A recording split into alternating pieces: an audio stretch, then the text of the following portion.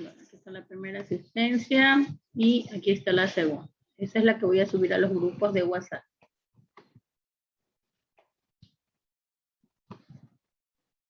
Bueno, empezamos, Mónica. Te dejo abierto el audio.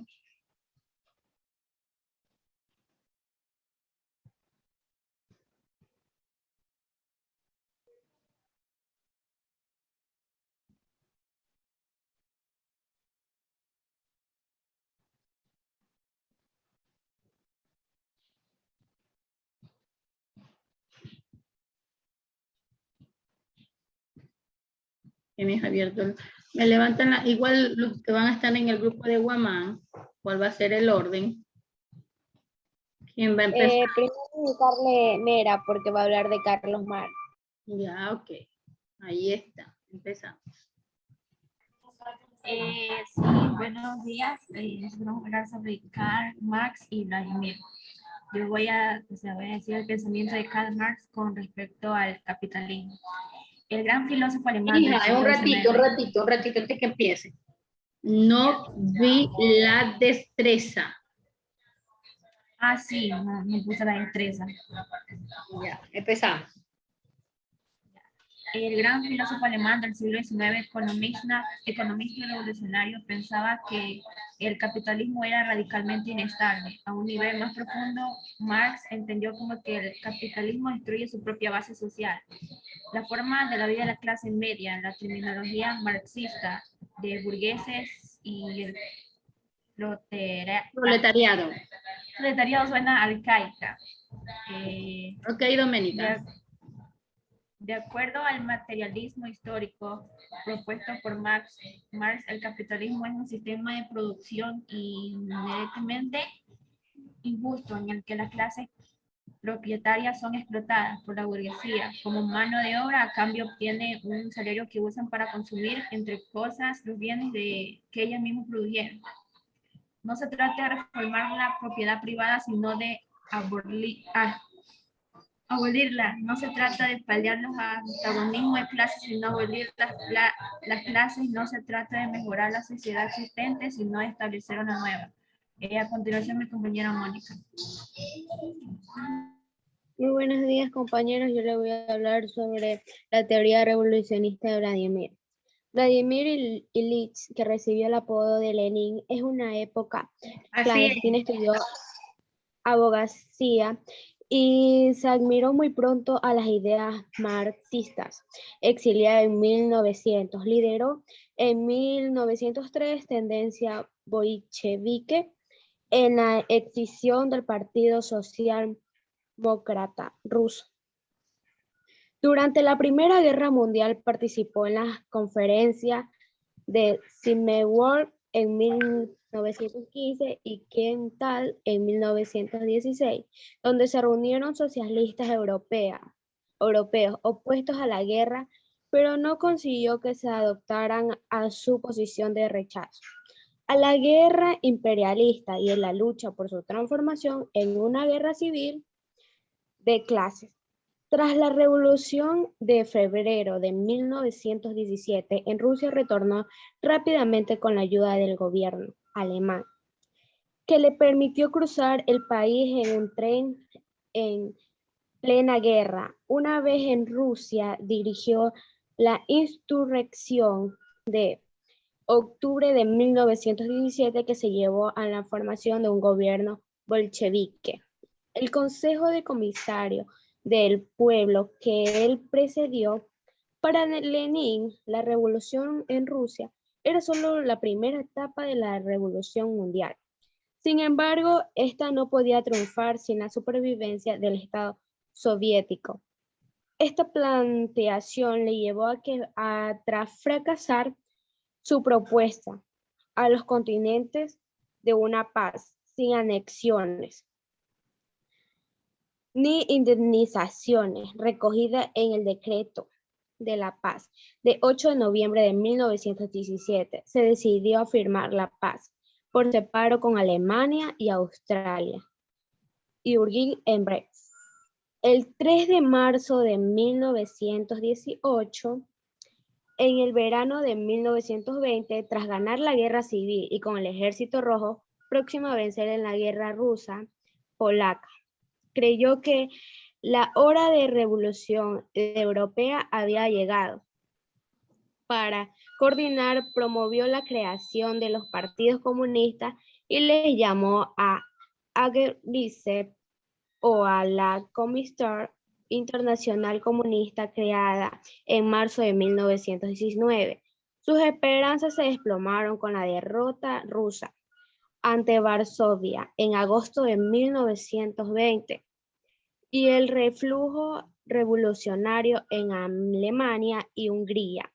El Ejército Rojo consiguió recuperar todos los territorios que habían pertenecido al Imperio zarista ruso, excepto a los que estuvieron fuertemente apoyados por las potencias occidentales como Polonia, Finlandia y los países bálticos. Tras concluir el Tratado de Rapallo con Alemania en 1922, intentando aprovecharse del antagonismo entre Berlín y las potencias occidentales, Lenin falleció tras un ataque cerebral en enero de 1993. Gracias. Muy bien. Solo son las dos, ¿verdad? Sí, hermana. Ya, ok, bueno. Así hablamos de Marx, su pensamiento capitalista, socialista, y dice que así empieza Vladimir, más conocido como Lenin, que luego se convierte en comunista. Bueno, ¿cómo empieza y cómo surge Lenin en Rusia? Hubieron décadas en las cuales Rusia estaba dirigido por la dinastía de los sultanes. Es decir, un solo hombre tenía el poder y todo era a través de herencia del poder o del trono familiar. Es decir, que el sultán tenía a su hijo, seguía el trono y bueno, y así. El pueblo ruso estaba sumergido en pobreza. Y aparece un líder entre, bueno, escuchamos una palabra aquí, burguesía, proletariado. Burguesía era el que tenía las grandes industrias, el dinero, la acumulación de capitales, y los proletariados, yo soy una proletariada, por cierto, porque yo recibo un sueldo, soy una asalariada. Entonces, debido también a estas explotaciones que se dieron, Lenin era un proletariado, también lo era. Entonces, de esas masas, de ese socialismo, de socializar con la gente, de que la gente lo escuchara, de que la gente, más que la gente lo escuchara, él escuchaba a las personas de los problemas que tenía, él vivía directamente el problema, entonces surge la necesidad de un redentor, de un líder, y aquí está Lenin, aparece en la palestra, y a través de sus buenos discursos, porque el hombrecito sí tenía la afinidad de llegar a las personas, por eso, chicos, aparecen los líderes, porque hay afinidad en la cual usted presta su oído en los discursos políticos, y si ese es bueno hablando con facilidad y conoce los problemas como lo hacía Lenin, lo escogieron como líder. Ahora, Lenin empieza con la mente de Marx, del capitalismo, el socialismo, pero una vez que está en el poder, las cosas cambian y él se declara dictador. Es uno de los fundador del grupo del Ejército Rojo o grupo comunista. Por eso le digo, todo nace con la necesidad. Necesitaban a alguien que los pudiera ayudar y aquí aparece Lenin. Vamos a ver unas cláusulas aquí, dice, si el colonialismo caracterizó a la conquista e invasión europea de todo el mundo entre el siglo XVI y siglo XVII, ¿qué posibilitó el surgimiento del capitalismo? El imperialismo se caracterizó por otras formas de dominio. El capitalismo es la libertad que tú tienes de invertir tu capital, pero también de acumular riqueza. Mientras que el imperialismo es que tú sales de tus límites, de tu país, y comienzas a expandirte y no a las buenas, sino a la fuerza y a tomar lo que no es tuyo como propio. Y así aparecen los imperialistas. Dice, el imperialismo es una fase superior del capitalismo. ¿Por qué? Porque aquí está el capitalismo y luego este avanza hacia el imperialismo. El poder, el querer ser mejor que los demás y tener todo controlado hizo que surja el imperialismo. Para ser imperialista no necesitabas tener tantas riquezas acumuladas, porque si vemos la expansión de estas colonias de la península ibérica, estaban en una crisis y gracias al implantar las colonias pudieron rescatar su economía.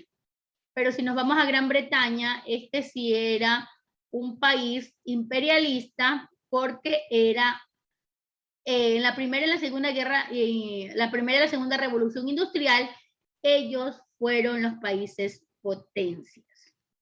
Así que allí vemos a Gran Bretaña como la cabeza. Y parte en Europa todo esto de aquí. Aquí está Rusia, está Italia, está Francia, como yo les nombraba.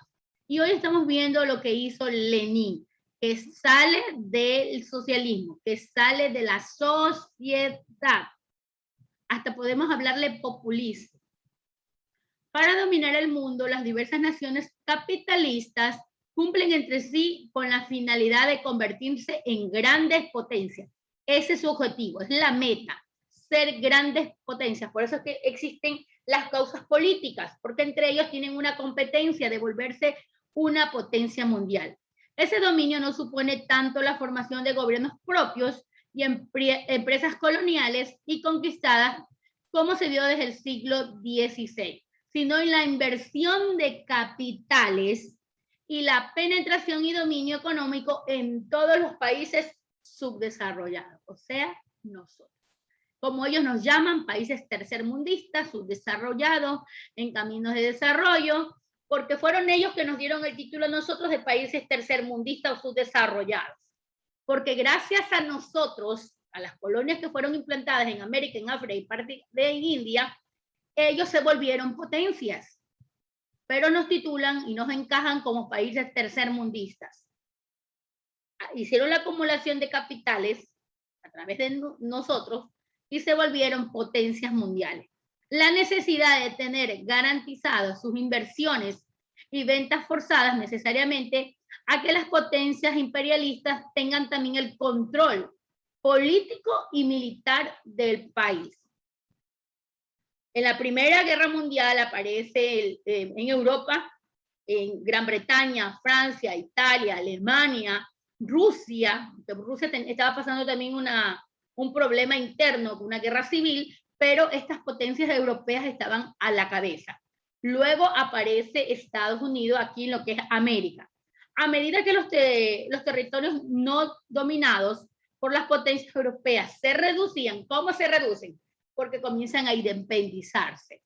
Parte de India y Asia, estos países deciden expulsarlos. Después de la Primera y la Segunda Guerra Mundial, por cierto, en la Segunda Guerra Mundial los países europeos quedaron devastados, destruidos. Así que esas colonias que estaban allí deciden, bueno, ustedes fueron a la guerra con lo nuestro. Ustedes ya se llevaron casi todo lo que teníamos aquí. Así que estos países deciden independizarse, aprovechando la debacle económica que tenía Europa en la Segunda Guerra Mundial. A medida que los territorios no dominados, entonces, ¿qué hacen ellos? Los expulsan y luchan. Se unen los vecinos con los países que estaban colonizados, se unen para poderles ayudar a independizarse, como lo hizo Simón Bolívar, como lo hizo Antonio José de Sucre, como lo hizo José de San Martín y un sinnúmero de más héroes de otras naciones que nos ayudaron a independizarnos. Por todo ello, no es extraño que la lucha por el reparto del mundo entre las potencias imperiales y capitalistas haya terminado en el estallido de la Primera Guerra Mundial en 1914. Eso también vamos a ver más adelante. ¿Por qué empieza la Primera Guerra Mundial? Ya nos han dado la pauta que es por el poder político, por la ambición de ser potencias mundiales. Y va a empezar una primera guerra mundial. Bueno, entonces nos vamos a las preguntas.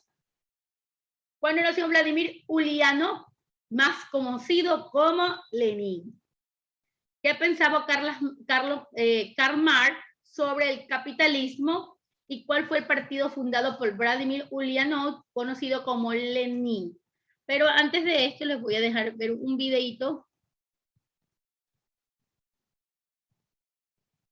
para que mejor tengamos una mejor comprensión de lo que es capitalismo, parte del socialismo, de la mentalidad de Karl Marx y el comunismo que vino agarrado ya con Lenin, aunque él no empezó con esta mentalidad, pero el tener el poder y el liderazgo completo hizo que se vaya hacia el comunismo.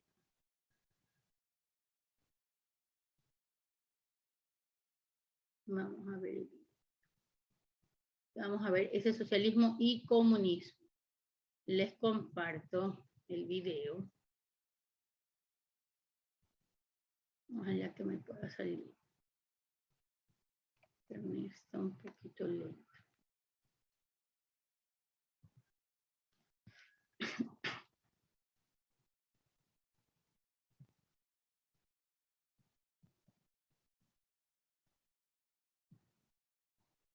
No me quiere cargar el video. Bueno, vamos ahí. Comparto el audio.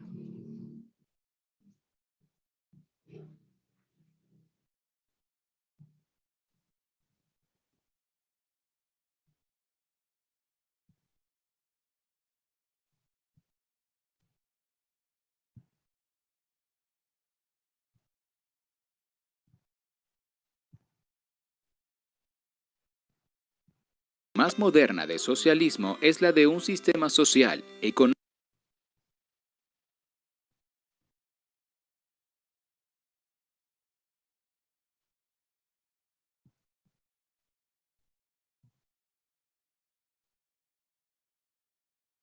y político que favorece la igualdad de las personas en todos los niveles, respetando los derechos fundamentales de los ciudadanos y los principios democráticos. En este caso, se habla también de socialdemocracia. La socialdemocracia busca construir una sociedad más justa sin renunciar a los mecanismos democráticos ni a las libertades políticas y ciudadanas. Características del socialismo: propiedad privada, medios de producción y control de precios. Permiten la existencia de la propiedad privada, aunque favorezcan empresas estatales y proyectos comunitarios. Los gobiernos socialistas promueven una mayor participación de los trabajadores en las empresas para las que trabajan, como copropietarios. Favorecen políticas para que el Estado sea dueño de las materias primas, petróleo, minerales, etc., y de los servicios básicos, electricidad, gas, agua, etc. Promueven la nacionalización y expropiación de recursos y empresas que se consideren de interés nacional. Los precios de los productos son establecidos en consenso entre el Estado y los dueños de los medios de producción. Se controla el margen de las ganancias. Estado, partidos políticos y democracia. Los gobiernos socialistas mantienen la separación entre el Estado y el partido de gobierno. Se respetan los derechos políticos de los ciudadanos y en países donde la socialdemocracia gobierna o ha gobernado, se respeta la división de poderes: ejecutivo, legislativo y judicial. Los gobiernos socialdemócratas aceptan competir con otros partidos políticos y la alternabilidad democrática a través de elecciones, es decir, están dispuestos a entregar el poder cuando pierden las elecciones. Los socialistas o socialdemócratas aceptan competir bajo las reglas de la democracia. No se oponen al parlamentarismo ni a los debates públicos. Clases sociales.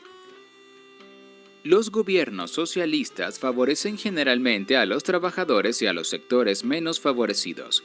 e intentan disminuir la brecha social y económica entre las distintas clases o grupos sociales. Aunque respeta la existencia de distintas clases, con frecuencia